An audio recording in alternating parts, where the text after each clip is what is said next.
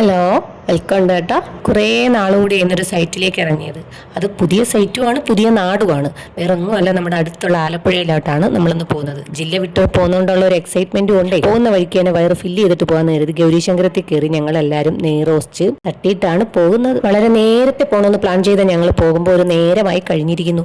അതുകൊണ്ട് എനിക്ക് നല്ല ടെൻഷനും ഉണ്ട്. ഇത് എപ്പോഴാണ് തിരിച്ചെത്തുന്നതെന്നുള്ള ഒരു പിടിയും ഇല്ലാതാണ് പുറപ്പെടുന്നത്.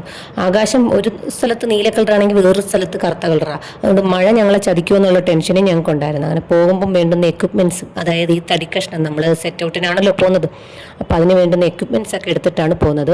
ഇത്രയൊക്കെ താമസിച്ചിട്ടാണ് പോകുന്നതെങ്കിലും ഒരു അഹങ്കാരം ഇല്ലാതെ ഞങ്ങൾ നിർത്തി. പിന്നെ പായസമൊക്കെ മേടിച്ച് കുടിച്ച് അങ്ങനെയൊക്കെ തന്നെയാണ് പൊയ്ക്കൊണ്ടിരിക്കുന്നത്. ഈ വർക്ക് വണ്ടിയിലിരുന്ന് ചെയ്യുന്നതിന്റെ വേറൊരു കാരണവും കൂടെ ഉണ്ട്. നാളെ 2-3 ദിവസത്തേക്ക് ഞാൻ ലീവ് ആയതുകൊണ്ട് വർക്ക് കുറച്ച് പെൻഡിങ് ഉള്ളതെല്ലാം തീർത്ത് വെച്ചിട്ട് പോകാമെന്ന് കരുതി. വണ്ടിയിലിരുന്ന് ആത്മാർത്ഥത കാണിക്കുന്നത് അതുകൊണ്ടാണ്. എന്തായാലും സൈറ്റിൽ ചെന്ന് കുറച്ചൊക്കെ മെഷർമെന്റ് എടുത്തതിന് ശേഷം ഞങ്ങൾ കരുതി എന്നാൽ കുറച്ച് ഫുഡ് കഴിച്ചിട്ട് വരാമെന്ന്. വിശപ്പൊന്നും ആയില്ല, എങ്കിലും പോയി ഫുഡ് കഴിച്ചിട്ട് വരാമെന്ന് കരുതി അടുത്തുള്ള റെസ്റ്റോറൻറ്റ്. അവരെല്ലാം കുഴിമന്തിയാണ് കഴിച്ചത്, ഞാൻ വെജ് ഫ്രൈഡ് റൈസാണ് കഴിച്ചത്. നാളെ വ്രതം ആയതുകൊണ്ടല്ല, ഇന്ന് വ്രതം ആയതുകൊണ്ട് ഞാൻ വെജ് ഫ്രൈഡ് റൈസ് വാങ്ങിച്ചാൽ കഴിച്ചത്. ആക്ച്വലി വ്രതത്തിൻ്റെ കാര്യം ഞാൻ മറന്നേ പോയി. പിന്നെ വാങ്ങിച്ച ഫുഡൊക്കെ കുറച്ച് ഓവറായിരുന്നു, കാര്യം വിശപ്പൊന്നും ആയിട്ടില്ലായിരുന്നു. എനിക്ക് വാങ്ങിച്ച് കഴിച്ചില്ലെങ്കിൽ പിന്നെ വിശന്നാലോ ഒന്നും കരുതി. ഞങ്ങളുടെ വർക്കെല്ലാം നോക്കി നടത്താൻ അവിടെ ഒരു കൺട്രാക്ട് ഉണ്ടായിരുന്നു. ആ കൺട്രാക്ടറെ ഞങ്ങൾ സോപ്പിട്ട് പതിപ്പിച്ച് ഞങ്ങളുടെ കൈവശം ആക്കി കഴിഞ്ഞിരുന്നു.